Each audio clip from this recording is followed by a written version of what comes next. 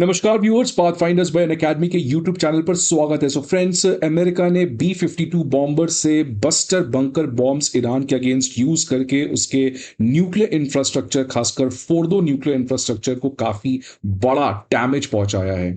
अब इसी के बीच में फ्रेंड्स एक और खबर आ रही है कि यूएस के एक बहुत ही प्रमुख सेनेटर जो हैं वो अब एक दूसरे तरीके का बंकर बस्टर यूज करने जा रहे हैं, जिसका नाम दिया गया है इकोनॉमिक बंकर बस्टर, जो अब यूज होने जा रहा है रशिया के important partners such as India और चाइना के अगेंस्ट।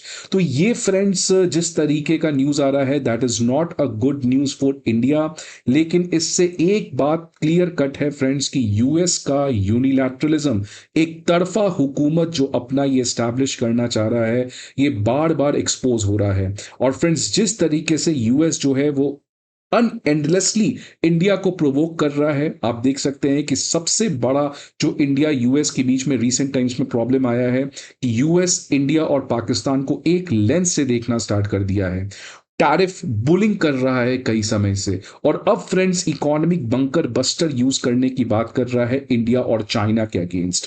तो ये फ्रेंड्स इंडिया को जो बार बार यूएस की तरफ से सेटबैक मिल रहा है, क्या फ्रेंड्स इस समय आ चुका है कि इंडिया को चाइना और रशिया के साथ मिलकर एक नए तरीके के पार्टनरशिप को बनाने का शॉर्ट टर्म में प्रयास करना चाहिए कि यूएस के इस एक तरफा राज को हम बैलेंस कर सकें।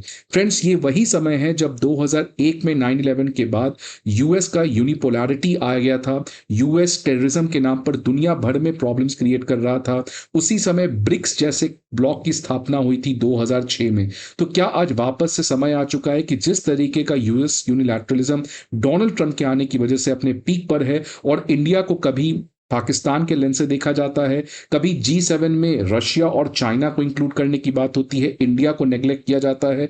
तो ये इंडिया को जो बार बार एक तरफा टारगेट किया जा रहा है फ्रेंड्स, क्या इसका समय आ चुका है कि अब इंडिया को एक नया प्लेटफॉर्म ज्यादा तेजी रेट से पुश करना चाहिए in order to balance against Trump's unilateralism? इसके बारे में आज इस सेशन में हम लोग बात करेंगे फ्रेंड्स, बट पहले ये इकोनॉमिक बंकर बस्टर की कहानी क्या है और क्यों यूएस सेनेटर उसको रशिया के पार्टनर सच एज इंडिया और चाइना पे लगाने की बात कर रहे हैं, इन तमाम चीजों के बारे में आज इस सेशन में हम लोग बात करने का प्रयास करेंगे।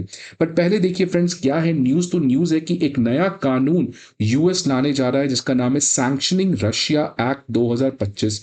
इस एक्ट को पिछले 2 महीने पहले इंट्रोड्यूस किया गया था, और अब बात यह आ रही है कि इस एक्ट को हो सकता है अगले महीने पास कर दिया जाए। तो न्यूज देख सकते हैं फ्रेंड्स कि अमेरिका के एक बहुत ही important Republican senator Lindsey Graham, उन्होंने अब सेनेट में वोटिंग करने का प्रस्ताव रखा है ऑन द बिल। ये जो बिल है फ्रेंड्स, इस बिल का नाम है सैंक्शनिंग रशिया एक्ट 2025, जिस बिल को अमेरिका के सेनेटर लिंडसे ग्राहम कहते हैं कि एक इकोनॉमिक बंकर बस्टर है, जिससे रशिया के लिए एक बंकर बस्टर की तरह काम करेगा, उसकी इकोनॉमी को बहुत बड़े प्रॉब्लम में ला सकता है, और साथ ही साथ रशिया के जो टॉप ट्रेडिंग पार्टनर्स हैं लाइक चाइना और इंडिया, इनके अगेंस्ट भी ये बंकर बस्टर बॉम्ब जो है वो बहुत बड़ा इकोनॉमिक प्रॉब्लम ला सकता है। तो इस बात की जानकारी फ्रेंड्स लिंडसे ग्राहम ने दी, जो डोनाल्ड ट्रंप के इस समय सबसे खास सेनेटर हैं। काफी इन दोनों की अच्छी खासी मित्रता है, और यही व्यक्ति हैं जिन्होंने सबसे पहली बार इस सैंक्शनिंग रशिया एक्ट को यूएस के सेनेट में लाया है।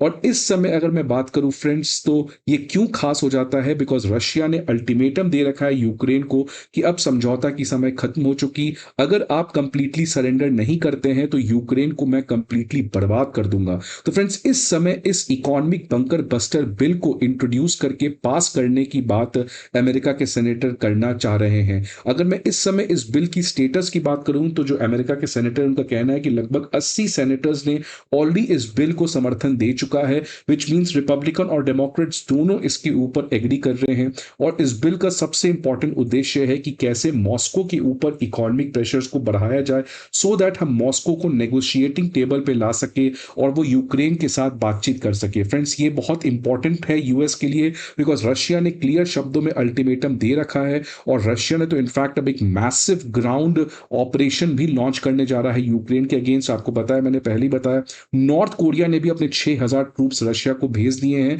और अब रशिया को लगता है कि ये सही समय है कि 3 साल का जो बैकलॉग है, 3 साल से जो अनएंडिंग वॉर चल रहा है, इसको अब एक डिसाइसिव मोमेंट पे लाया जाए और इसी चीज को रोकने के लिए बहुत जल्दी हड़बड़ा कर ये जो रिपब्लिकन पार्टी के द्वारा इस तरीके का बिल लाने की बात चल रही है, इससे फ्रेंड्स रशिया के लिए तो प्रॉब्लम हो ही सकता है, लेकिन इंडिया जो ऑलरेडी अमेरिका के टैरिफ एग्रेशन को झेल रहा है, उसके लिए एक और नया प्रॉब्लम खड़ा हो सकता है। अगर मैं इस बिल की बात करूं तो इस बिल में बहुत सारे प्रोविजंस हैं, बट एक सबसे इंपॉर्टेंट प्रोविजन है फ्रेंड कि 500% का टैरिफ लगाया जाएगा अगर कोई भी कंट्री जो रशिया से ऑयल, गैस और यूरेनियम परचेस करता है।